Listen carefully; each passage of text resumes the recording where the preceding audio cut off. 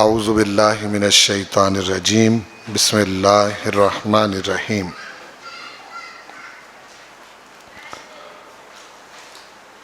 وَلِلَّهِ الْأَسْمَاءُ الْحُسْنَى فَادْعُوهُ بِهَا وَذَرُوا الَّذِينَ يُلْحِدُونَ فِي أَسْمَائِهِ سَيُجْزَوْنَ مَا كَانُوا يَعْمَلُونَ صدق اللہ مولانا العظیم۔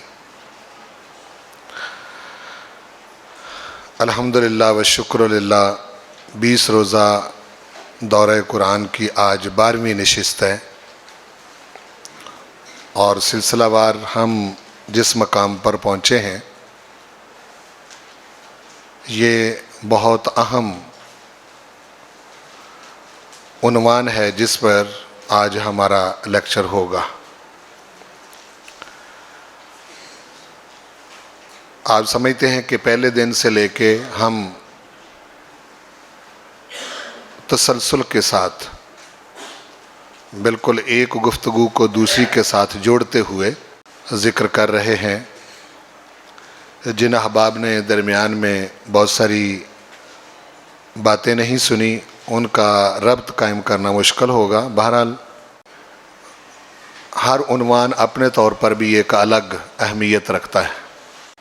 جس وقت بندہ مومن اہدنا الصراط المستقیم کی دعا مانگتا ہے، اللہ کی بارگاہ میں اہدنا الصراط المستقیم کی التجا کرتا ہے، تو اس پر ہم سیر حاصل بات کر چکے کہ اس دعا کا جواب پورا قرآن مجید ہے۔ جہاں سے بھی آپ پڑھیں وہ ہدایت ہے، جتنا بھی پڑھیں وہ ہدایت ہے۔ لیکن ایسا نہیں ہم کہہ سکتے کہ قرآن مجید کا بعض حصہ ہدایت ہے اور بعض حصہ ہدایت نہیں ہے، بلکہ ذالک الکتاب لا ریب فیہ ھدی للمتقین کی جو آیت مبارکہ ہے وہ اس بات پر دلالت کرتی ہے کہ پورا قرآن مجید ہی جواب دعا ہے۔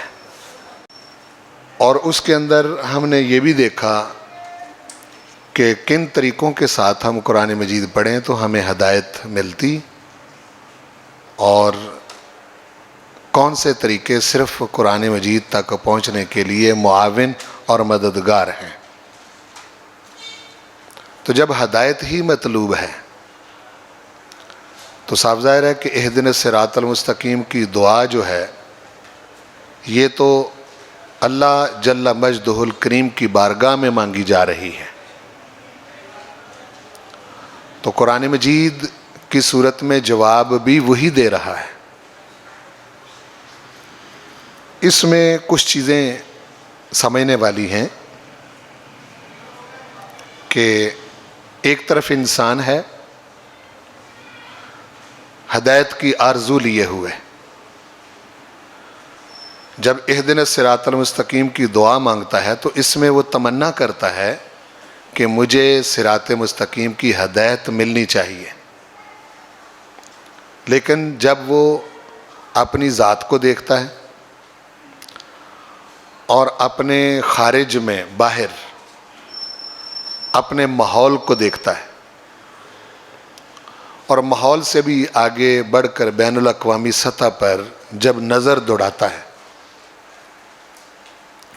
تو اپنے آپ کو بے بس محسوس کرتا ہے۔ بعض اوقات ایسے لگتا ہے جیسے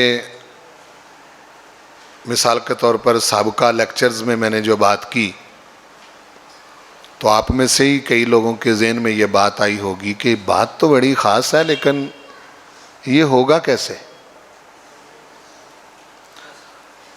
یعنی کیا یہ ممکن ہے کہ جو ہم طلب کر رہے ہیں وہ ہمیں میسر آئے اور ہم اس کے اوپر چل کر وہی ماحول پیدا کر سکیں جس ماحول کو پیدا کرنے کے لیے قرآن مجید نازل ہوا تھا؟ یہ ایک اہم سوال ہے۔ تو ارد گرد کا ماحول ہمیں اس رستے پر چلنے میں رکاوٹ بنتا ہے۔ اس کی میں بڑی سادہ سی مثال آپ کو دیتا ہوں جس سے آپ سمجھ جائیں گے۔ مثلاً آپ کوئی نہ کوئی کام کرتے ہیں، کسی نہ کسی کاروبار میں ہیں، اور یا کسی جگہ سرکاری سطح پر آپ ملازم ہیں، تو آپ کے شب و روز اس کام کے اندر گزرتے ہیں جو آپ کر رہے ہیں، تو اس میں آپ محسوس کرتے ہیں کہ وہاں بڑی ساری ایسی خرابیاں ہیں جس میں آپ محسوس کرتے ہیں کہ یہ ٹھیک ہو ہی نہیں سکتی۔ اخلاقاً بات کر رہا ہوں، مکینیکلی نہیں۔ مکینیکلی تو آپ کے سامنے کوئی مشین آتی ہے تو آپ اس کے پرزے ٹھیک کر لیں گے، جون سی چیز چاہیے وہ تلاش کر کے اس میں فٹ کر لیں گے، تو وہ تو ٹھیک ہو جائے گی۔ اخلاقاً ایسی خرابیاں پائی جاتی ہیں، اخلاقاً لین دین کے اندر، کہ انسان بعض اوقات بے بس کھڑا ہو جاتا ہے اور کہتا ہے کہ جی نہیں، میں تنہا جتنا مرضی ایمانداری کر لوں، جتنا مرضی سچ بول لوں، اس ماحول کے اندر سچ کی گنجائش نہیں ہے۔ ایسا ہوتا ہے، ہو رہا ہے جی۔ اس کی وجہ یہ ہے کہ ہم نے کچھ کوتاہیاں کی ہیں۔ ہم چھوٹی چھوٹی چیزوں کو قبول کرتے گئے ہیں، جب قبول کرتے گئے ہیں تو وہ پہاڑ بن گئی ہیں۔ ان کو یکدم ان کے روٹ سے ہٹانا یہ بڑا مشکل کا لگتا ہے، اور جب مشکل لگتا ہے تو پھر انسان کہتا ہے جب میرے کیے سے ہونا ہی کچھ نہیں، تو پھر میں بیٹھ جاتا ہوں آرام سے، جو ہوگا دیکھا جائے گا۔ بعض اوقات یہاں تک آ جاتا ہے، اور بعض اوقات پھر اس سوچ کے اندر مبتلا ہو جاتا ہے کہ جی نیکی کرو، اس کا اجر آخرت میں ملے گا، دنیا کے اندر تو اس کا کوئی صلہ ملنے کی کوئی صورت نظر نہیں آتی۔ یہ وہ مایوسیاں ہیں جو ہماری اس دعا کے جواب کے اندر ہمارے آگے رکاوٹ بنتی۔ میں بالکل اس سطح پر جب سوچتا ہوں، چونکہ قرآن مجید کا موضوع انسان ہے، قرآن مجید ایک ایسی کتاب ہے کہ جو انسان کے گرد ہی گھومتی ہے۔ سمجھ آ رہی نا؟ دنیا کی کوئی کتاب اس کا ٹاپک انسان نہیں ہے، جزوی طور پر ہو سکتا ہے، لیکن انسان ہی کے بارے میں سوچا گیا ہو کہ چلا کہاں سے ہے، بنا کیسے ہے، کس طرح اس نے دنیا کی زندگی میں آنا ہے، یہاں اس نے کیا کرنا ہے، پھر اس کے نتائج کیا نکلیں گے، اس کے بعد پھر اس نے جب اٹھنا ہے تو پھر اس کے ساتھ کیا ہوگا۔ شروع سے لے کے آخر تک آپ دیکھیں کہ قرآن مجید انسان کے حوالے سے ہی بات کرتا ہے۔ اس کی وجہ یہ ہے کہ چونکہ انسان کو خلق اللہ تعالیٰ نے کیا ہے، اور ہر ایجاد کرنے والا جو بھی چیز بناتا ہے اس کے لیے ایک مینول بک تیار کرتا ہے۔ آپ جب بھی کوئی نئی چیز لے کر آتے ہیں تو اس کے اندر سے آپ کو ایک کتابچہ ملتا ہے، تو وہ کتابچہ آپ کو اس مشین کے حوالے سے، اس کی بنائی ہوئی وہ جو چیز ہے اس کے حوالے سے ساری معلومات دیتا ہے کہ یہ چیز اس طرح کی ہے، اس کے فلاں فلاں پرزے بڑے نازک ہیں، اور فلاں جگہ سے ہم اس کو پلے کریں گے، فلاں جگہ سے اس کو سٹاپ کریں گے، فلاں جگہ سے اس کو فارورڈ کیا جا سکتا ہے، اور فلاں جگہ سے اس کو بیک کی طرف لے جایا جا سکتا ہے۔ یہ سب چیزیں اس کے اندر مینشن ہوتی، حتیٰ کہ ایون یہاں تک بتایا جاتا ہے کہ اس کو آپ نے اتنے ٹمپریچر میں رکھنا ہے ورنہ یہ خراب ہوگی، اور یہ سب چیزیں ہیں کہ نہیں؟ اچھا دیکھیں، بلا تشبیہ بلا مثال، اگر ہم اتنے محتاط ہیں اپنی بنائی ہوئی چیزوں کے حوالے سے، تو پھر پروردگار کیسے اپنی بنائی ہوئی مخلوق سے بے احتیاطی برت سکتا ہے کہ وہ بنا کے بھیج دے اور اس کو پتہ ہی نہ ہو کہ میں نے کرنا کیا ہے۔ تو یہ قرآن مجید جو ہے یہ انسان کی جو باڈی ہے، انسان کا جو سٹرکچر ہے، انسان جو ہے اس کو چلانے کے لیے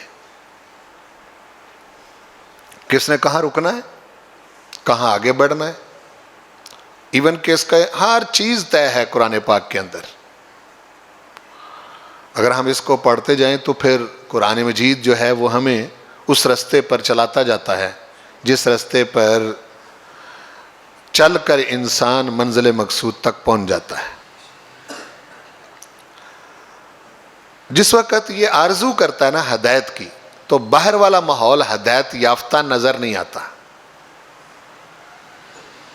اس کے باہر والا ماحول جو ہے وہ ہدایت یافتہ نظر نہیں آتا، بلکہ آپ معاشرے میں دیکھیں گے کہ بہت سارے لوگ ان جملوں کے ساتھ اپنے آپ کو تسلی دیتے ہیں کہ جب سارے بے ایمان ہیں تو پھر ہمیں مسئلہ کیا ہے،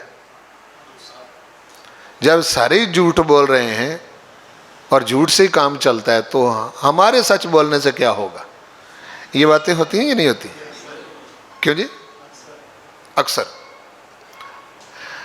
لیکن یہ ایک ایسی چیز ہے کہ جس سے انسان سب سے پہلے اپنے پروردگار کے تعلق سے انکار کرتا ہے۔ آپ ساری دنیا ایک طرف چلی جائے، چونکہ تاریخ جو سابقہ گزر چکی ہے اس میں پروردگار نے انسانوں کو ایسے مقام پر کھڑا کیا ہے کہ جہاں وہ تنہا رہ گئے، اکیلے، اور انسان بھی چھوٹے چھوٹے نہیں، بڑے بڑے انسان۔ میں اس کی اکثر مثال دیتا ہوں سیدنا ابراہیم علیہ السلام کی، اکیلے، بالکل اکیلے، کوئی شخص ایمان لایا ہی نہیں۔ صرف قرآن مجید میں لوط علیہ السلام کا ذکر ان کے حوالے سے آتا ہے، فآمن لہ لوط، کہ لوط علیہ السلام نے ان کو مانا، وہ تو خود نبی تھے۔ اس کے علاوہ بابل اور نینوا کی تہذیب کے اندر آپ کا آنا ہوا، اس وقت کی یہ لیٹسٹ تہذیب تھی، ماڈرن تہذیب۔ جس طرح آج آپ کسی ملک کو یا کسی اسٹیٹ کو سپر پاور کہہ دیتے ہیں، اس وقت بابل اور نینوا کی تہذیب جو ہے وہ اپنے سٹرکچر کے لحاظ سے وہ لیٹسٹ تہذیب تھی جس میں ابراہیم علیہ السلام آئے تھے۔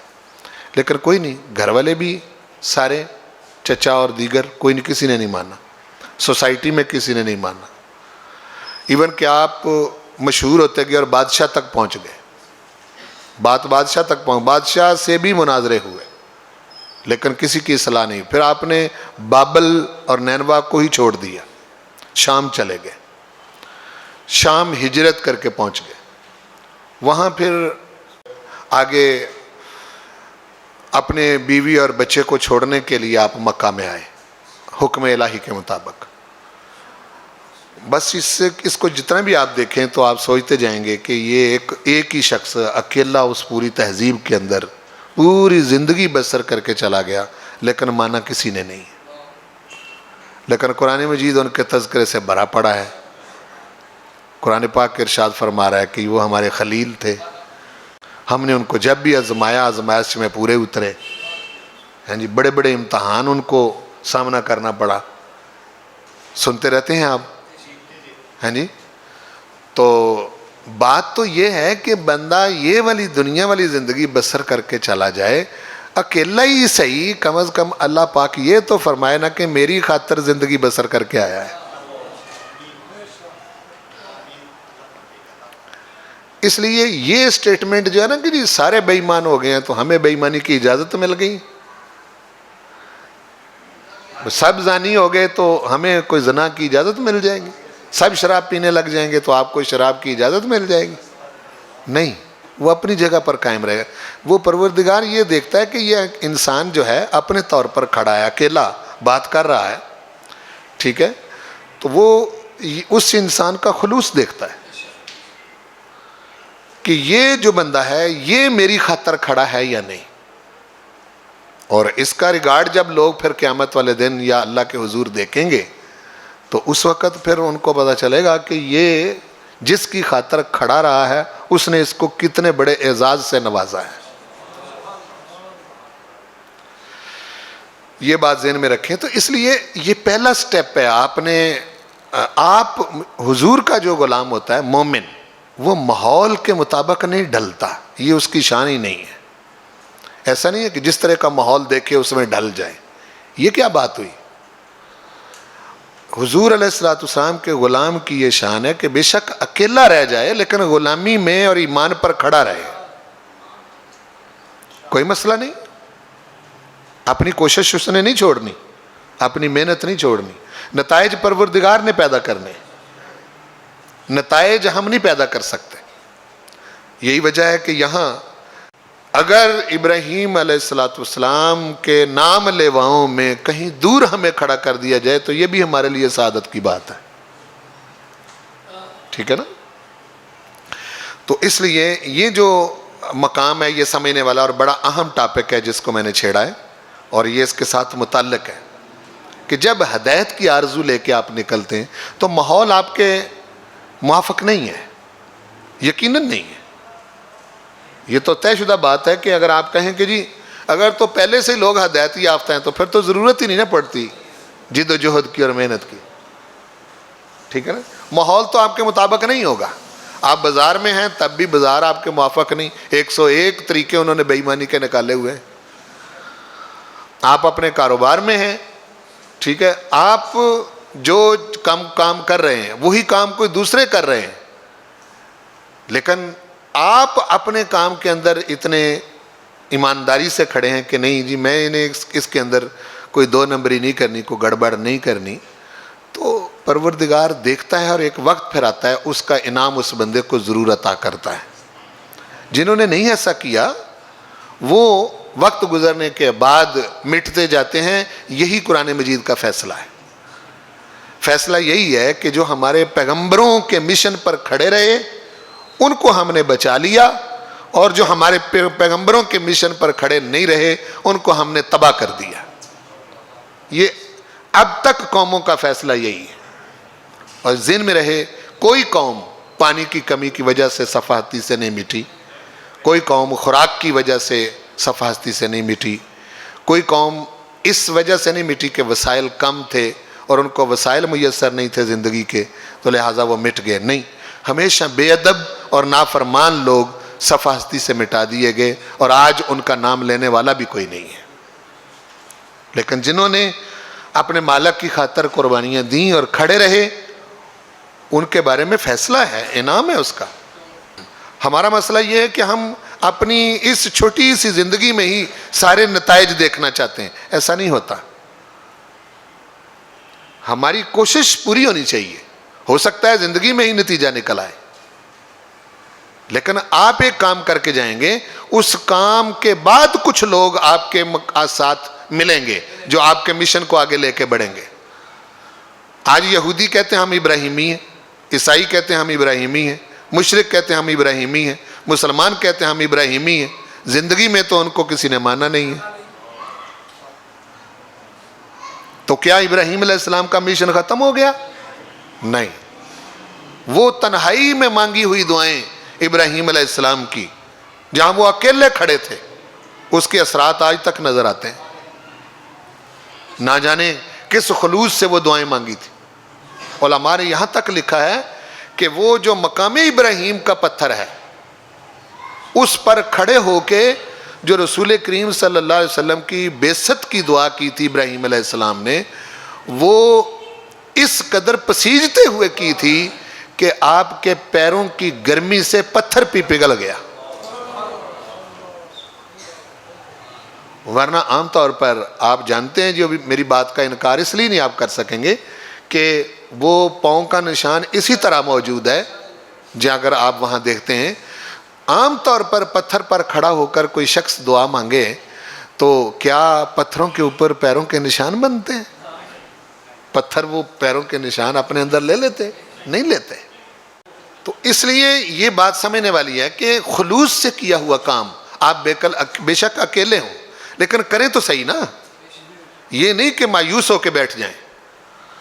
ایسا نہیں ہے کہ آپ اپنے تئیں سوچ لیں کہ میرے کرنے سے کیا ہوگا، میں تو اکیلا ہوں۔ یہ پیغمبروں کے مشن کے خلاف بات ہے، اور قرآن مجید اس کی نفی فرماتا ہے۔ جب آپ ہدایت کی آرزو لے کے آگے بڑھتے ہیں تو معاشرہ آپ کے موافق نہیں ہے. بولیں, معاشرہ آپ کے موافق نہیں ہے. آپ کو ہر طرف سے رکاوٹ نظر آئے گی. قرآن مجید تو یہاں کھڑا ہے کہ جو آپ کے مشن کے آگے رکاوٹ کھڑی ہوتی ہے وہی آپ کی کامیابی کی ضمانت ہے. لیکن اگر آپ اس رکاوٹ سے لڑیں گے تو تب, اگر آپ نے اس رکاوٹ سے لڑنا ہی نہیں اور پہلے ہی حملے میں پیچھے ہٹ گئے, ٹھیک ہے نا جی, تو پھر تو بالکل کچھ بھی نہیں ہوگا. ایسا تو ہوگا, آپ کو باتیں بھی سننا پڑیں گی. کیا رسولوں نے باتیں نہیں سنی؟ آپ پر پھبتیاں بھی کسی جائیں گی. کیا رسولوں پر پھبتیاں نہیں کسی گئیں؟ کیا وہ ٹائٹل جو قوموں کی طرف سے ناجائز قسم کے نام رکھ کے نبیوں کو کہے گئے, کیا ان نبیوں کے اندر کوئی جادو یا شاعری یا اس قسم کی چیزیں تھیں؟ بالکل نہیں تھی. لیکن ان کو کہا گیا وہ مجنوں تھے.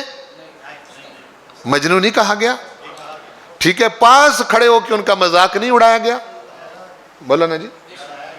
قرآن مجید کو آپ پڑھیں تو آپ کو پتہ چلے گا, تب آپ نبوی مشن پر کھڑے ہوں گے. اگر پڑھیں گے نہیں پھر تو آپ کو پتہ نہیں چلے گا. پھر تو آپ سراؤنڈنگ میں جو کچھ دیکھتے ہیں اس کے مطابق آپ کریں گے. جس وقت نوح علیہ السلام دعا مانگ رہے ہیں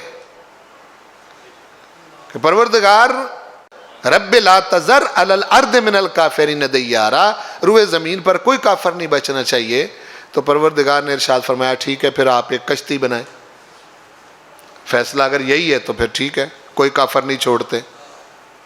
فیصلہ ہو گیا, اب وہ کشتی بنا رہے ہیں. وہ کشتی کے پاس سے گزرتے ہیں تو مذاق کرتے ہیں, کہتے ہیں جی یہ کشتی ہے, ہیں جی یہ خشکی میں, آپ مشتگی میں, کہاں ہے پانی, کہاں ہے, ہیں جی اس میں ایمان والوں میں داخل کرنا ہے آپ نے. مذاق اڑاتے ہیں. تو نوح علیہ السلام کا جواب کیا ہے؟ کتنا یقین ہے اپنے رب کی بات پر. ان کو بھی تو پتہ ہے ارد گرد پانی کوئی نہیں, جہاں کشتی بن رہی ہے وہاں کوئی دریا سمندر تو ہے نہیں. وہ کہتے ہیں ان تسخروا منا فإنا نسخر منکم, اگر آج تم ہمارا مذاق اڑا رہے ہو تو ہم اس کشتی میں بیٹھ کر تمہارا مذاق اڑائیں گے. تمہیں پتہ لگ چل جائے گا کامیاب کون ہے اور ناکام کون ہے. یہی صورتحال ہے. یہ 4 روزہ زندگی جو ہے, یہ 4 روزہ زندگی, اس کی ترجیحات میں پڑھ کر اپنے آپ کو برباد نہیں کرنا. ایک مشن پر کھڑا ہونا ہے آپ نے, تب کام ہوگا, ورنہ نہیں ہوگا. تو جب ہدایت کی آرزو لے کر آپ آگے بڑھتے ہیں تو اس وقت رکاوٹ آگے یہ بنتی ہے اور ہر طرف سے رکاوٹ سامنے آتی ہے. اس صورت میں انسان جب اپنے آپ کو تنہا محسوس کرتا ہے, یہ پیغمبروں کا مشن ہے جو بتانے لگا, اکیلا جب محسوس کرتا ہے تو اس کے اندر سے ایک آواز اٹھتی ہے کہ میں اکیلے ہی مر کھپ جاؤں گا یا میری کوئی مدد کرنے والا ہے. اب وہ جو اس مشن میں اس کی مدد کرنے والا ہے, وہ مدد کرنے والا, معین, مددگار, مستعان جو مدد دے رہا ہے وہ پردہ غیب میں ہے. بولو نا جی, وہ پردہ غیب میں ہے, وہ ہمارے سامنے نہیں. وہ غیبوں کا غیب ہے, غیبوں کا بھی اتنا بڑا غیب ہے ہی کوئی نہیں جتنا بڑا وہ خود ہے. تو اس وقت ہماری اپنی کوئی حص جو ہے وہ ہمیں وہاں تک نہیں پہنچا سکتی. ہم عقلی طور پر اگر خدا کے وجود کا اقرار کرنے لگیں کہ کوئی ہے ایسی ذات جو میری اس مشن میں مدد کرے, تو ہماری عقل انکار کرتی ہے, ہمارے حواس بھی انکار کرتے ہیں. ہمارے اپنے حواس کہتے ہیں کہ نہیں, ہماری عقل کہتی ہے کہ کوئی نہیں. سمجھ آ رہی؟ پھر کیا ہوتا ہے کہ وہ ذات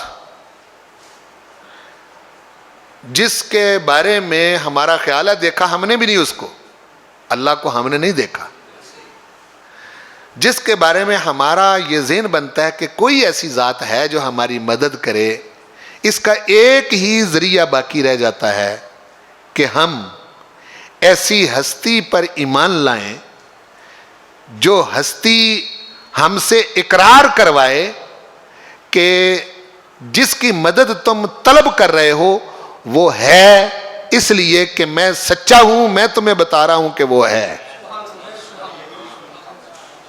یہ ایمان ہے.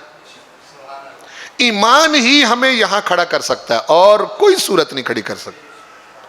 یعنی اپنی عقل اور حواس ایک طرف رہ گئے.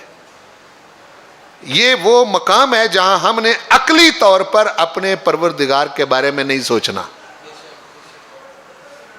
اگر آپ مومن ہیں، غیر مومن سوچتا رہے، جو مرضی کرتا پھرے، وہ آزاد ہے. اس کے بارے میں پھر فیصلے پروردگار کے اپنے. اگر آپ ایمان قبول کر لیا تو آپ نے مانا کس کو ہے؟ بھائی اگر آپ مومن کہلا رہے ہیں تو آپ کس پر ایمان لا رہے ہیں؟ پہلے وہ ایک وجود ہے، ایک ذات ہے، وہ مشہود وجود ہے. کیا؟ مشہود وجود. اور وہ نبی اور رسول ہوتا ہے. اس نبوت اور اس رسالت کو ماننے سے آپ مومن بنتے ہیں. پھر وہ رسول اور نبی اس غیب کی ہستی کو جو پروردگار کی ہے اس کو وہ رسول اور نبی منواتا ہے. سمجھ رہے ہیں نہیں سمجھ رہے بات کو؟ جی ہماری عقل نے تو جواب دے دیا کہ ہم ایسے خدا کا ادراک ہی نہیں کر سکتے. عقل تو گھٹنے ٹیک گئی، آپ کے حواس بھی گھٹنے ٹیک گئے. آپ اپنی حس سے خدا کو نہیں پا سکتے، نہ چھو کر، نہ سن کر، نہ دیکھ کر، نہ سونگھ کر، نہ چکھ کر. نہیں تو تجربہ کر کے دیکھ لیں. ہاں جی، یعنی پانچوں حصے جواب دے گئیں. اب وہ شے رہ گئی جو ان پانچ حصوں سے علم کو مرتب کرتی تھی عقل. عقل بھی جواب دے گی، کہتے میری سمجھ میں نہیں آتا کہ کوئی خدا ہے. پھر ہمیں کیا اب پھر یہیں ہمیں رک جانا چاہیے؟ نہیں. پھر دیکھا ہے ہم نے کہ دنیا کے اندر ایسی ہستیاں ہوئی ہیں جن کو پیغمبر کہتے ہیں، جن کو رسول کہتے ہیں، جن کو نبی کہتے ہیں. انہوں نے اپنے پاس سے نہیں، غیب سے اپنے پروردگار کا پیغام لے کر وہ آئے، جس کو ریویلڈ نالج کہتے ہیں، علم بالوحی کہتے ہیں. وحی کے ذریعے ان کو بتایا گیا کہ مرنے کی ضرورت نہیں، مٹنے کی ضرورت نہیں، پریشان ہونے کی ضرورت نہیں، حالات کیسے بھی ہوں مایوس ہونے کی ضرورت نہیں. ایک ذات ہے، اگر تم اس کے لیے کھڑے ہوئے تو وہ تمہاری مدد ضرور کرے گا. یہ ہے وہ مقام جہاں ایمان آپ کو کھڑا کر سکتا ہے، باقی دنیا کا کوئی علم آپ کو یہاں کھڑا نہیں کر سکتا. میرا خیال ہے یہ بات جتنے آسان طریقے سے میں نے آپ کو سمجھا دی ہے، اتنی آسان ہے نہیں. سمجھ آ رہی نا؟ اگر آپ سمجھے ہیں، یعنی عقلی طور پر اگر آپ اپنے پروردگار کو جاننا چاہیں، ماننا چاہیں کہ میں عقل کے ذریعے اسے مان لوں، تو آپ اس کو مان ہی نہیں سکتے. حواس کے ذریعے نہیں مان سکتے. ایک ہی ذریعہ باقی رہ جاتا ہے، وہی. اور وہی آپ پر نہیں اترنی. بولو وہی آپ پر نہیں اترنی. آپ نے اس کو ماننا ہے جس پر وہی اتری ہے، اور وہ پیغمبر اور رسول ہے. اندازہ لگا لیں کہ ضرورت نبوت اور ضرورت رسالت کتنی بڑی چیز ہے. تو میرے کہنے کا مطلب یہ ہے کہ جب بھی آپ اس رستے پر چلیں، محنت کریں، کوشش کریں اس کے رستے پر خود چلنے کی اور دوسروں کو چلانے کی، تو اس وقت جو مدد آپ طلب کرتے ہیں وہ مدد آپ اپنی عقل سے کسی ایسی ہستی سے نہیں مانگ سکتے، نہ آپ کی وہ سمجھ میں آنے والی ہے، نہ حواس کے ذریعے. لیکن ہمیں شعور مذہبی اور جو ایمان ہے، ہمارا ایمان رسول پاک پر، ایمان بالرسالت، ہمیں یہاں لا کے کھڑا کرتا ہے کہ نہیں، ایک ذات ایسی ہے جو ہم نہیں اس تک پہنچ سکتے. وہ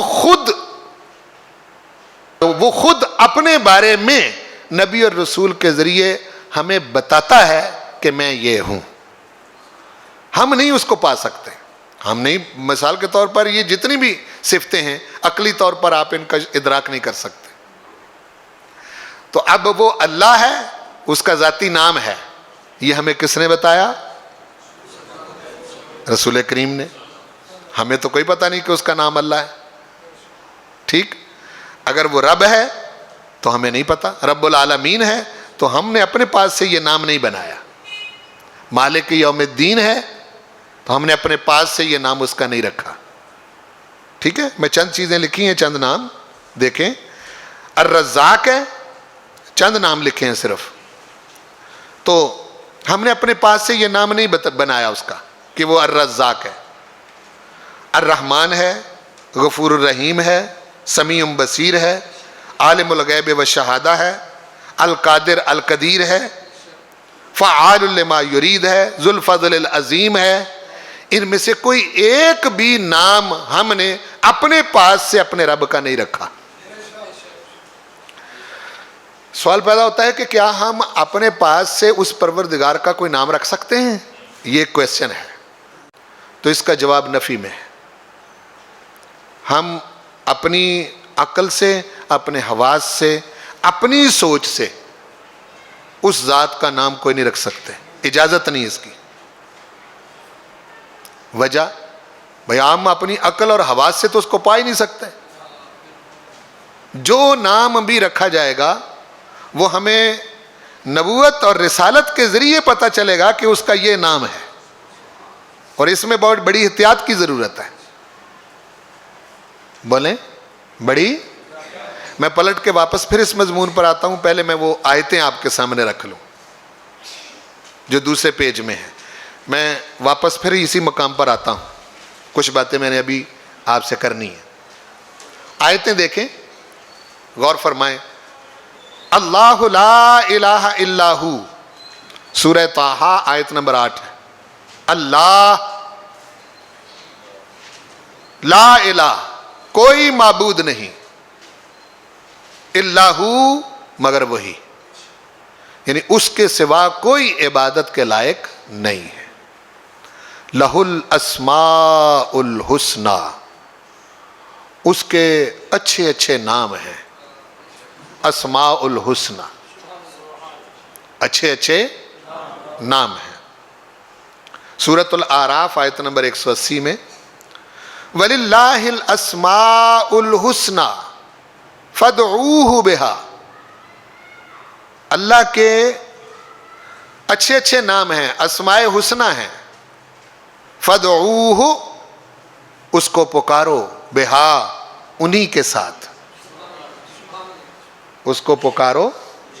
وہ اسماء الحسنہ جو ہیں، فَادْعُوهُ بِهَا، بلاؤ، آواز دو، اس کو پکارو.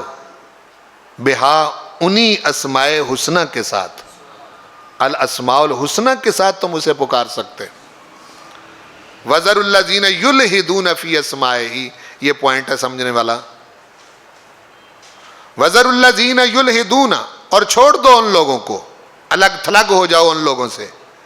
يُلْحِدُونَ فِي أَسْمَائِهِ، جو اس کے ناموں میں الحاد کرتے ہیں. سمجھ آیا ہے قرآن مجید کا یہ مقام؟ کیا مطلب؟ کہ وہ نام نبی نے نہیں بتایا، وہ نام رسول نے نہیں بتایا اس کا. آپ کے پاس کون سا ذریعہ ہے وہ نام معلوم کرنے کا جو آپ نے خود رکھا ہوا ہے؟ بھئی بات سمجھ آ رہی نہیں آ رہی؟ جی، یعنی آپ اپنے پاس سے اس کا نام کیوں رکھیں گے؟ آپ کی تو اتھارٹی ہی نہیں ہے اس تک رسائی کی، خود ڈائریکٹ آپ جانتے ہی نہیں اس ذات کو. آپ کیوں اپنے پاس سے نام رکھیں گے کہ جی میری عقل میں یہ نام آ رہا ہے کہ اللہ کو یوں کہنا چاہیے؟ بھئی کیوں؟ میری سمجھ میں یہ آ رہا ہے، میں اتنا پڑھا لکھا ہوں، مجھے لگتا ہے کہ وہ یوں ہے. آپ کو کچھ بھی لگتا ہو، آپ پابند ہیں اللہ کو وہی کچھ کہنے کے جو نبوت اور رسالت کے ذریعے آپ کو پتہ چل رہا ہے. بڑی خاص چیز ہے. میں اس پر اشارہ دوں آپ کو تھوڑا سا کہ بعض علماء نے اللہ کو خدا کہنے سے منع کیا ہے. کیا؟ خدا. ہم عام طور پر یہ نام بول دیتے ہیں نہیں کہ خدا، اور خدا فارسی کا لفظ ہے، خدا عربی کا لفظ ہے ہی نہیں۔ بہت سارے ترجمہ کرنے والوں نے اللہ کے اسم مبارک کے نیچے خدا معنی کیا ہے۔ ایک مترجم ایسے ہیں جنہوں نے الحمد سے لے کے والناس تک، چونکہ میری روٹین میں ہر سال ایک ترجمہ گزرتا ہے، تو میں نے دیکھا کہ الحمد سے لے کے والناس تک جہاں جہاں بھی اللہ کا اسم مبارک آیا ہے اس نے اس کا معنی نیچے خدا لکھا ہے، ایک ترجمہ کرنے والے نے۔ اب خدا جو ہے ایک ایسا لفظ ہے، یہ پیغمبروں اور رسولوں کا دیا ہوا نہیں ہے۔ اب غور کریں، اور ہم انجانے میں کئی ایسی کوتاہیوں کے اندر مبتلا ہوتے ہیں۔ پروردگار کے اسی نام سے پکارنا جو قرآن مجید میں آیا ہے، یا رسول کریم صلی اللہ علیہ وسلم نے ہم کو بتایا ہے۔ آپ نے ایسی دعائیں مانگی ہیں، وہ قرآنی آیات نہیں ہیں، لیکن اس میں حضور علیہ السلام نے اپنے پروردگار کو پکارا ہے ان ناموں سے۔ سمجھ آ رہی کہ نہیں آ رہی؟ یعنی اس سے یہ نہ سمجھ لیں کہ صرف یہی اسما، یہی ہوں تو بہتر ہے، لیکن اس کے علاوہ جن ناموں سے حضور نے پکارا ہے اللہ کو، وہی نام اتھارٹی ہیں۔ اس سے سمجھیں حضور کی کتنی بڑی اتھارٹی ہے۔ غور فرمائیں، یعنی گویا کہ ہمیں یہ بتایا جا رہا ہے کہ تمہاری تو ڈائریکٹ پروردگار تک رسائی ہی نہیں ہے۔ جب تم اپنی عقل سے اسے جان ہی نہیں سکتے تو تم اس کا نام کیسے رکھ سکتے ہو؟ جب تم اپنے حواس سے اس ذات کا پتہ ہی نہیں لگا سکتے تو تم اپنے پاس سے، اپنے علم سے اس کا نام کیسے رکھ سکتے ہو؟ بھائی نام رکھنے کے لیے مسمى کا پورا پتہ ہونا ضروری ہے یا نہیں؟ جس کا نام ہم رکھ رہے ہیں وہ مسمى کو ہی ہم نہیں جانتے تو ہم اس کا نام کیسے رکھیں گے؟ بولو نا جی۔ دیکھو نا، ہمارا نام پروردگار نے انسان رکھا ہے۔ انسان ہمارا نام ہونے کا جو معنی ہے وہ مکمل طور پر ہمارے اندر پایا جاتا ہے۔ یہ جو کہتے ہیں نا اسم با مسمى، یہ اس کو کہتے ہیں کہ جس شے کا جو نام رکھا گیا ہے وہ ساری کوالٹیاں اس کے اندر پائی جاتی ہیں۔ کہتے ہیں جی فلاں بندہ جو ہے وہ تو اسم با مسمى ہے۔ اگر یہ محمد شریف ہے تو واقعی شرافت اس میں ہے، اگر یہ محمد صدیق ہے تو واقعی صداقت اس میں ہے۔ سمجھ آ رہی نا؟ تو بعض اوقات نام ہم نے کچھ اور رکھا ہوتا ہے لیکن وہ کوالٹی اس بندے کے اندر نہیں ہوتی، وہ اس میں بامسمى نہیں ہوتا۔ تو یہیں سے علماء نے یہ بات سمجھائی ہے کہ حضور کریم صلی اللہ علیہ وسلم کا جو نام محمد ہے صلی اللہ علیہ وسلم، یہ کامل طور پر اس میں بامسمى ہے، کامل طور پر۔ چونکہ اس کا مطلب کیا ہے؟ محمد صلی اللہ علیہ وسلم کا مطلب الذی حمد مرۃ بعد مرۃ وکرۃ بعد کرۃ۔ محمد وہ ذات ہے جس کی بار بار تعریف کی جائے اور بے شمار تعریف کی جائے۔ یہ سب نے اس کا معنی لکھا ہے، ٹھیک ہے؟ اچھا، پھر یہ ہے کہ آپ جو نام رکھتے ہیں آپ کل کو نہیں جانتے۔ آپ اپنے بچوں کے نام رکھتے ہیں، محمد صدیق نام رکھ دیا آپ نے، تو آپ کو گارنٹی ہے کہ وہ جوان ہو کے صدیق ہی رہے گا؟ کوئی گارنٹی نہیں۔ آپ نے نام رکھ دیا محمد شریف تو آپ گارنٹی دیتے ہیں کہ وہ بالغ ہو کے شریف ہی رہے گا؟ کیوں جی؟ نہیں نا گارنٹی ہوتی۔ آپ نہیں جانتے، لیکن جس نے محمد نام رکھا ہے وہ آنے والے سارے حالات کو جانتا ہے۔ اشارہ سمجھیں میرا؟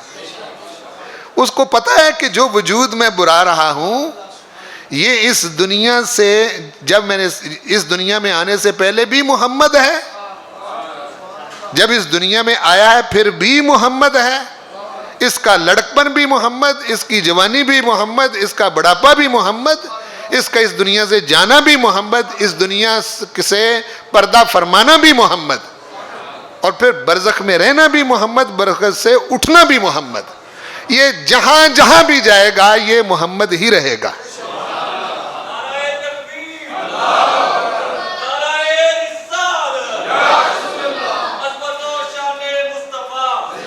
تو اس کو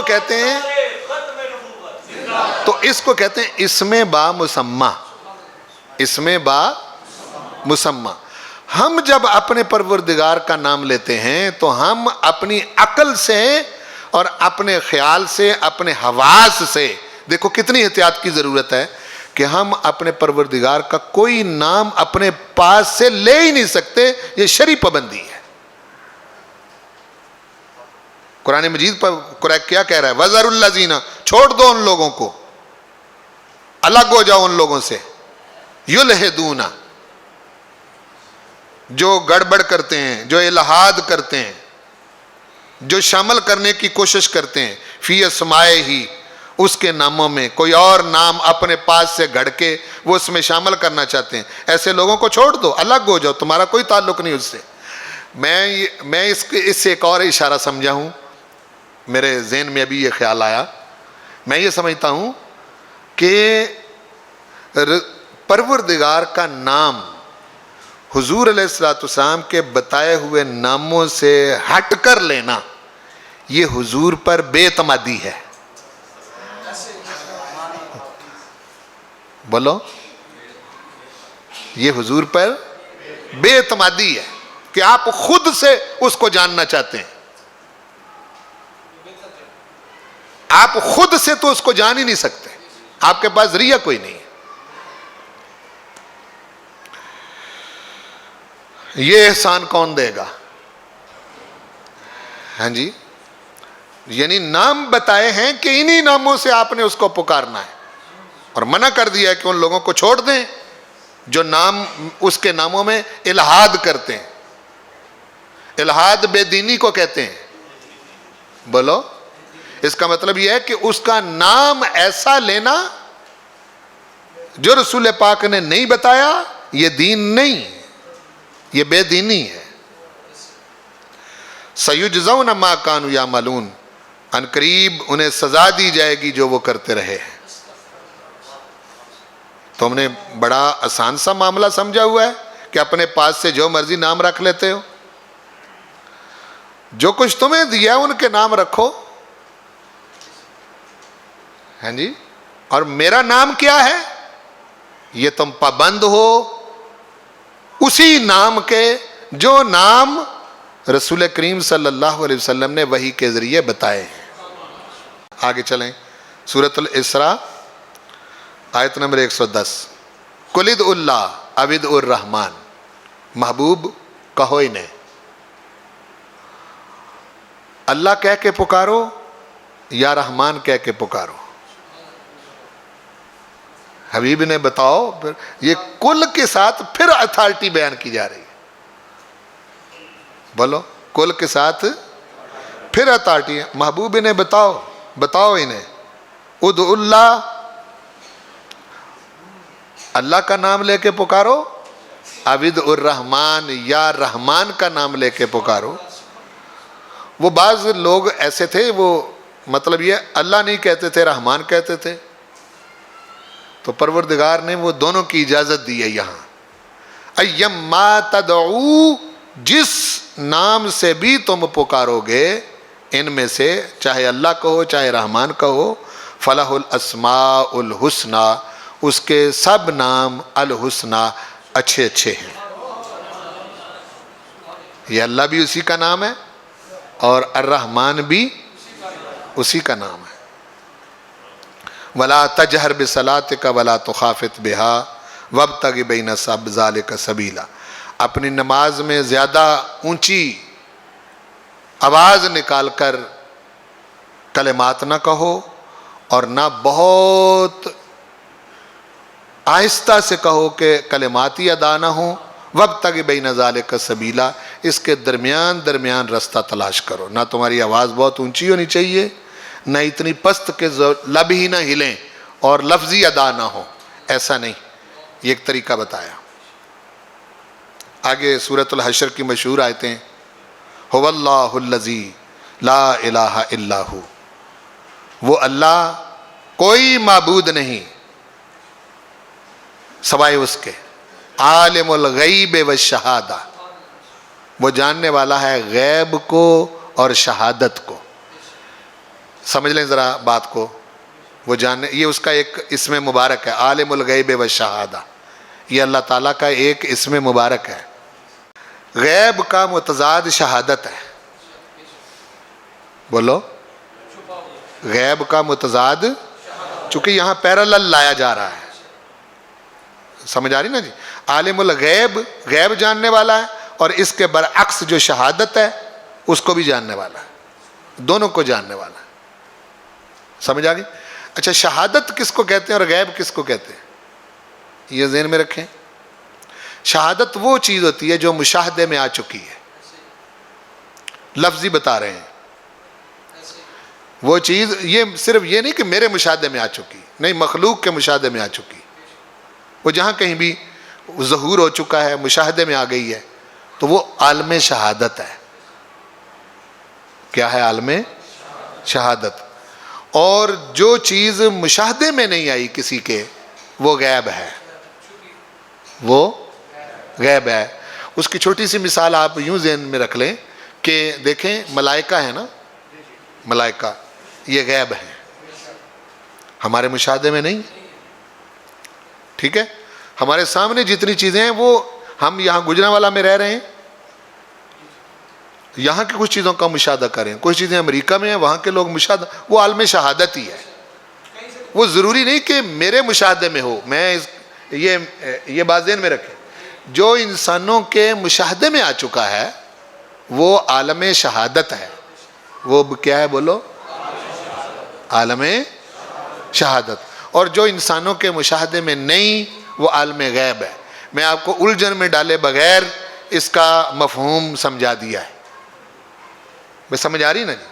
میں کسی جگہ کسی مقام پر تھا، تو وہاں وہ چونکہ ہمارے چھڑے ہوئے ہیں یہ مسئلے، اور بعض اوقات بات ہو جاتی ہے اور لوگ کھڑے ہو جاتے ہیں، سوال بھی کرتے ہیں.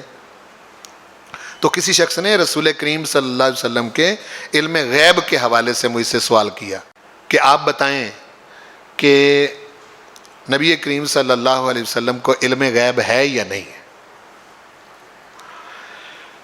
میں نے اس کو یہ پوچھا، میں نے کہا کہ کیا آپ رسول کریم صلی اللہ علیہ وسلم کے علم شہادت کے قائل ہیں؟ میں نے سوال کیا کہ غیب کی بات پوچھ رہے ہو، غیب کے بالکل الٹ عالم شہادت ہے، تو کیا آپ رسول کریم صلی اللہ علیہ وسلم کے علم شہادت کے قائل ہیں؟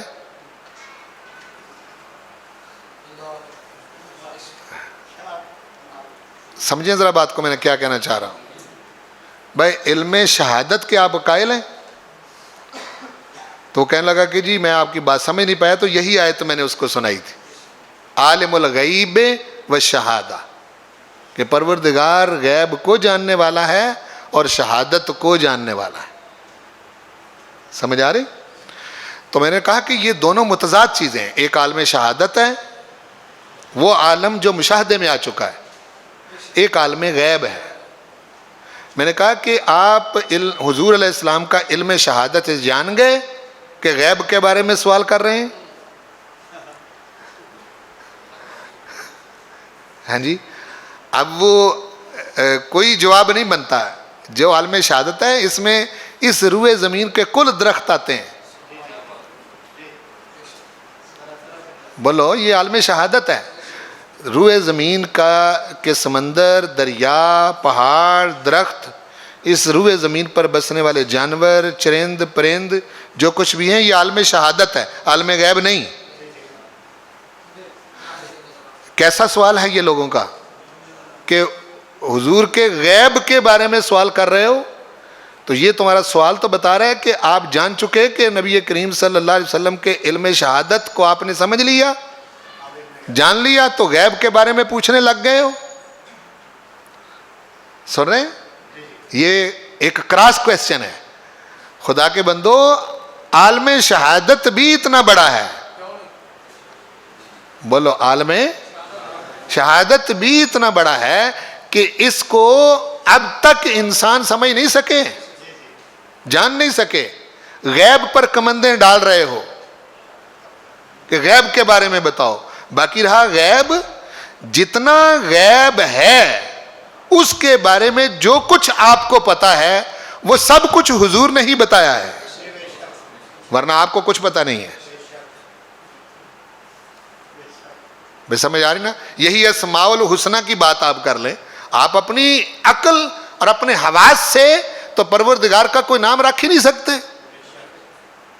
کیسے رکھیں گے آپ کو تو پتہ ہی نہیں اس کا. یہ تو وہ رکھے گا نام جس کو پروردگار نے بتایا ہے کہ میرا یہ نام ہے، اور وہ بتایا ہم کو ہے، آپ کو بتایا ہے، باقی دنیا کو بتایا ہے. کیا اس ہستی کی کوئی اہمیت ہے جس کو بتایا ہے؟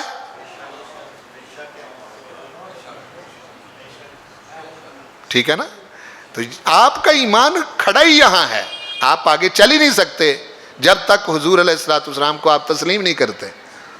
آپ کو کوئی پتہ نہیں اللہ کون ہے، آپ کو کچھ خبر نہیں رحمان کون ہے، آپ کو کسی چیز کا پتہ نہیں رحیم کون ہے. یہ عالم الغیب و شہادہ یہ قرآن میں آیا ہے، تو قرآن حضور کے قلب مبارک پر اترا ہے، اور یہ نام اللہ پہلے اپنے محبوب کو بتا رہا ہے، پھر حضور آپ کو بتا رہے ہیں. نہیں، هو الرحمن الرحیم، وہ رحمان ہے، رحیم ہے، بڑا مہربان ہے، نہایت رحم کرنے والا ہے. هو اللہ الذی لا الہ الا ہو، وہ اللہ کوئی عبادت کے لائق نہیں سوائے اس کے. الملک بادشاہ ہے، القدوس پاک ہے، السلام سلامتی والا ہے، المؤمن امن دینے والا ہے. بولو کیا کہا میں نے؟ امن دینے والا ہے. المہیمن نگہبان ہے، العزیز غالب ہے، الجبار زبردست ہے. اور اگر جبیرہ سے مانے تو مرہم رکھنے والا ہے. ایک جبار ہے جبر سے، ایک جبار ہے جبیرہ سے. فرق سمجھ لیں تاکہ یہ لطف اندوز ہونے والی بات ہے. جبر وہ ہے کہ جو مطلب زبردست اپنی بات کے اندر پورا حکم جاری رکھنے کی صلاحیت رکھتا ہو، اس کے آگے کسی قسم کا کوئی زبردست نہیں ہے، وہ جبر سے جبار ہے. جبیرہ کہتے ہیں مرم پٹی کو. جبیرہ کس کو کہتے ہیں؟ عربی میں مرم پٹی. اس سے بھی جبار ہے، کوئی دکھ جائے تو مرم بھی وہی لگاتا ہے. ہاں جی، کوئی اس معنی میں الجبار ہے. الجبار المتکبر بڑھائی والا ہے، کبریائی والا ہے. سبحان اللہ، اللہ پاک ہے عما ان ناموں سے یشرکون جو مشرکوں نے رکھے ہوئے ہیں. دیکھو جی، اللہ پاک ہے ان ناموں سے، وہ نہیں، ان کو پتہ ہی نہیں ہے وہ کون رکھ سکتے، وہ نام رکھ سکتے ہیں، سوال ہی پیدا نہیں ہوتا. هو اللہ، وہ اللہ ہے، الخالق خلق کرنے والا ہے، عدم محض سے وجود میں لانے والا ہے، کچھ نہ ہونے سے کرنے والا ہے، وہ خالق ہے. کوئی شے بھی نہ ہو تو وہ خلق کر سکتا ہے، اس کو خالق کہتے ہیں. ٹھیک. الباری، باری، باری تعالیٰ ہم بولتے ہیں، پیدا کرنے والا ہے. المصور، تصویریں بنانے والا ہے. المصور، دیکھو تصویریں، ہاں جی، تصویریں بنانے والا ہے. ہاں، اور جہاں وہ تصویر بناتا ہے، جس مقام پر وہ تصویر بناتا ہے، کمال ہے. تصویر بنانے کے لیے بھی سطح ہموار چاہیے. اشارہ نہیں سمجھے؟ تصویر بنانے کے لیے بھی سطح ہموار چاہیے نا. جس پر قلم تو ٹھہرے پھر تصویر بنے گی. ہاں جی, مایا میں کون تصویر بناتا ہے؟ مایا کے اندر کون تصویر بناتا ہے؟ ہاں جی, پھر وہ جو سرفس ہے جہاں تصویر بنانی وہ ٹھہری ہوئی ہو, تو جہاں وہ تصویر بناتا ہے وہاں ہر وقت حرکت ہے, ہر وقت حرکت ہے. اور اندھیروں میں تصویر بناتا ہے, روشنی میں نہیں بناتا. فی ظلمات ثلاث, ایک اندھیرا, پھر دوسرا اندھیرا, پھر تیسرا اندھیرا, وہاں تصویر بناتا ہے. المصور فرمایا لہ الاسماء الحسنی, اس کے ہیں اچھے اچھے نام. یعنی ان ناموں سے پکارنے کی اجازت دی. یہ خود بتا رہا ہے, ہمیں تو کچھ پتہ نہیں نا, ٹھیک ہے. اور ساتھ ہی فرما دیا کہ ہم کوئی تمہارے پکارنے اور تمہارے نام لینے کے محتاج نہیں, یہ تو تم پر کرم نوازی کر رہے ہیں. یسبح لہ ما فی السماوات والارض, تسبیح کر رہی ہے اسی کی ہر وہ شے جو آسمانوں میں ہے جو زمین میں ہے. وَهُوَ الْعَزِيزُ الْحَكِيمُ, وہ غالب ہے, حکمت والا ہے. یہ وہ اسماء مبارکہ ہیں پروردگار کے جو ہم نے نہیں رکھے. بولو بولو, نہ ہمیں اس کا نام رکھنے کی اجازت ہے. ہم ان ناموں کو پکارنے میں اپنے آقا محمد مصطفیٰ صلی اللہ علیہ وسلم کے محتاج ہیں. آپ نے ہمیں بتایا ہے کہ وہ یہ ہے, ٹھیک ہے. اب یہ وہ صورت ہے کہ ایمانی طور پر بندہ یہاں کھڑا ہو سکتا ہے. مومن اگر ایمان اس کا سلامت ہے تو وہ یہاں کھڑا ہو سکتا ہے کہ ایک ایسی ذات ہے پردہ غیب میں کہ جب میں کہیں پریشان ہوں گا یا میں کوئی کام کروں گا یا میں کوئی جد و جہد کروں گا یا میں کوشش کروں گا تو وہ پروردگار غیب سے میری مدد فرمائے گی. یہ جواب دعا کے طور پر یہ نام ہے سارے. الخالق اس نے اس لیے کہا کہ تجھے نظر آ رہا ہے نا کہ کچھ نہیں ہوگا. دیکھو ذرا, اور بھئی جب بندہ کوشش کرتا ہے, ادھر میری طرف دیکھیں, جب بندہ کوئی سٹرگل کرتا ہے تو کائنات میں مزاحمت اور مخالفت دیکھ کر وہ کہتا ہے کہ نہیں کچھ بھی نہیں ہوگا. فرمایا کہ تجھے نظر آ رہا ہے نا کہ کچھ نہیں ہوگا, تو میں ہی تو ہوں جو کچھ نہ ہو تو کر دیتا ہوں. الخالق اس لیے کہا, الخالق کی صفت اس لیے بتائی کہ تو نے میرے ساتھ کھڑا ہونا ہے, تو مجھ پر اعتماد کرتے ہوئے کھڑا ہو. جی, تو کھڑا ہو, مستقل طور پر کھڑا ہو, استقامت کے ساتھ کھڑا ہو, تو پھر وہ میں کروں گا. جو کھڑے ہوئے ان کے ساتھ ہوا نہیں. اور بھئی جو کھڑے ہوئے تھے ان کے ساتھ کھڑا ہوا نہیں. بولو, اگر 1000 سامنے آ گئے, یہ 313 تھے, تو وہ کھڑا ہوا کہ نہیں ہوا؟ ٹھیک ہے. مسئلہ یہ ہے کہ ہم تو کھڑے ہی نہیں نہ ہوتے, ہم تو پہلے قدم پر ہی کہتے ہو نہیں نہیں نہیں ہمارے کرنے سے کچھ نہیں ہوگا. ہاں جی, ہمارے کرنے سے کیا ہوگا؟ تو آپ نے پھر پروردگار کو جانا کیا, مانا کیا, ایمان کس پر لائے؟ الخالق کہتے ہی اس کو ہیں جو عدم محض سے وجود میں لائے. عدم محض سے, عدم محض سنے جائے, عدم محض اس کو کہتے ہیں کچھ بھی نہ ہو ہی نہ کوئی شے, تو اس کو وجود بخش دے, وہ خالق ہے. آپ عقلی طور پر کبھی جان ہی نہیں سکتے کہ ایک دانے کے 700 دانے کیسے بنتے ہیں. اگر جان سکتے ہیں تو بتائیں. آپ کو جو اپنی راہ میں خرچ کرنے کا پروردگار کہتا ہے وہاں یہی مثال دیتا ہے کہ میں ایک دانے کو 700 کر دیتا ہوں اور تمہارے دیے ہوئے کو بھی میں اتنا بڑھا دوں گا. ہاں جی, صرف یہ کہ ہمارے سامنے نہیں وہ پیسے بڑھ رہے.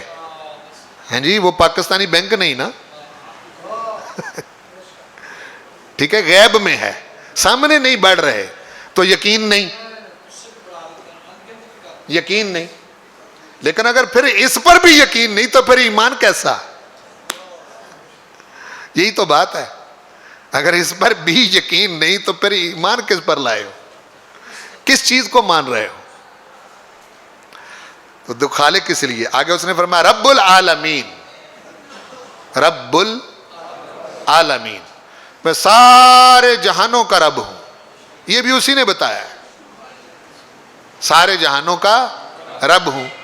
میں یہ قسم کھا کے یہ بات کہہ سکتا ہوں، جس نے رب العالمین کی صفت کو سمجھا، رب العالمین کی صفت کو، بولو کیا کہہ رہا ہوں، بڑی گارنٹی میں دینے لگا ہوں آپ کو اس نام کے ساتھ، جس نے رب العالمین کی صفت کو سمجھا، ہاں جی، اودی زندگی دیاں ساریاں کھچلاں مک جاندیاں.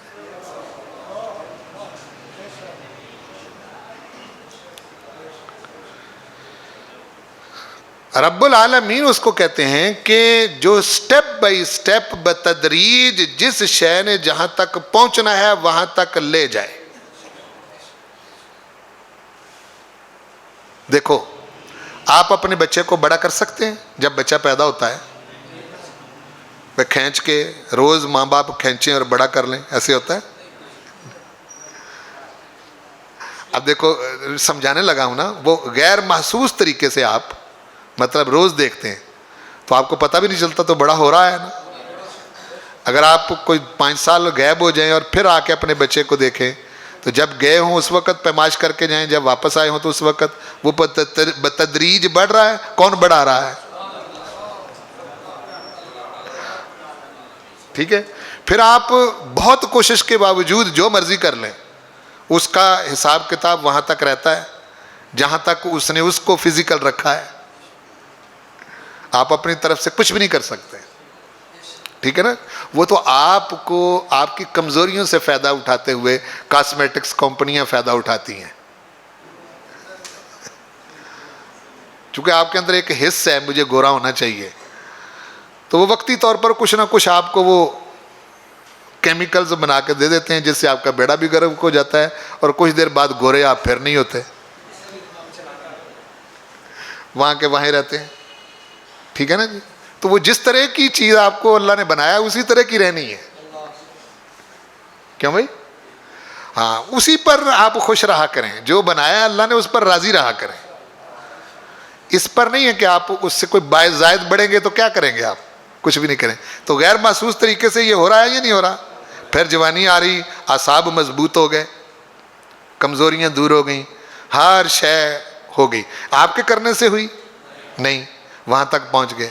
پھر آپ بالکل اپنے طور پر پورے شباب میں آ گئے، اشد قوہ، جس کو قرآن نے کہا ہے کہ بالکل ہر شے مضبوط ہو گئی. ہاں جی، طاقت ہاتھوں کی، پیروں کی، بالکل آپ زمین پر پاؤں مارتے ہیں اور کہتے ہیں پھٹتی کیوں نہیں. ہاں جی، ہاتھوں سے پکڑتے ہیں اور گرپ آپ کی اتنی ہوتی ہے تو آپ کہتے ہیں ہمارا پکڑا کوئی چھڑا سکتا ہے. یہ ایسا ہوتا ہے. ٹھیک ہے. پھر وہ کیا کرتا ہے، آپ کو پتہ بھی نہیں چلنے دیتا، آپ کی کوئی شے تھوڑی سی کمزور کر دیتا ہے. ایسا ہی ہے، کیونکہ اس کو پتہ ہے نا کہ میں نے اس کو کہاں تک لے جانا ہے.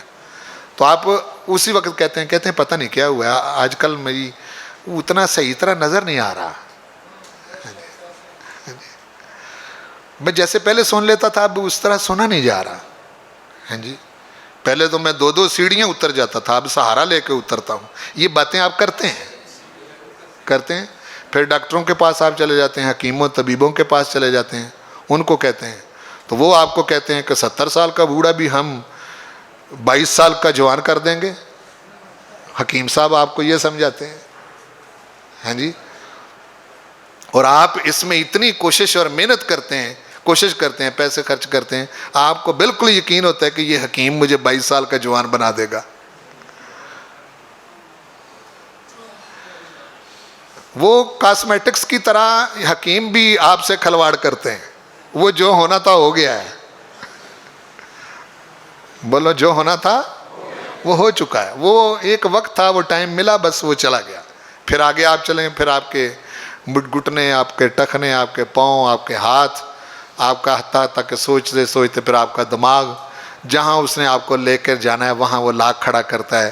حضرت صاحب یہ ہے، اب چلیے آگے، بڑی موج کر لی، جو کیا ہے آؤ میرے پاس حساب دو. ہاں جی ہے نا. اچھا یہ آپ کے کرنے سے ہو رہا ہے سارا کچھ, آپ تو کبھی بوڑھا ہونا نہیں چاہتے, ٹھیک ہے نا جی. یہ دیکھو نا, تو تھوڑا سا 40-45 سال کے بعد جب بال سفید ہوتے ہیں تو کتنے شوقین ہوتے ہیں داڑیاں کالی کرنے کے, ٹھیک ہے جی. وہ جوان نظر آنا چاہتے ہیں, وہ نظر جتنی دیر مرضی آئیں لیکن جوان رہیں گے تو نہیں نا, کیوں بھائی, وہ ایسا ہے یا نہیں جی. پھر آپ جتنی مرضی مقوی غذائیں کھا لیں, ڈرائی فروٹ کھائیں, جو مرضی کھائیں, اس کو پتہ ہے کس شے نے اثر کرنا ہے اور کس شے نے اثر نہیں کرنا. اس کا آپ 100 بار بھی انکار کریں گے تو بات یہی ہے جو میں کہہ رہا ہوں, ٹھیک ہے. تو یہ کس طرح سے وہ دیکھیں, غیر محسوس طریقے سے. یہ ہے رب, بولو اس کو کہتے ہیں رب. کے ایک مقام سے وہ شروع کرتا ہے, ہاں جی. سلالت من تین سے شروع کیا اس نے. کہاں سے شروع کیا؟ وَلَقَدْ خَلَقْنَا الْإِنسَانَ مِنْ سُلَالَةٍ مِّن طِينٍ.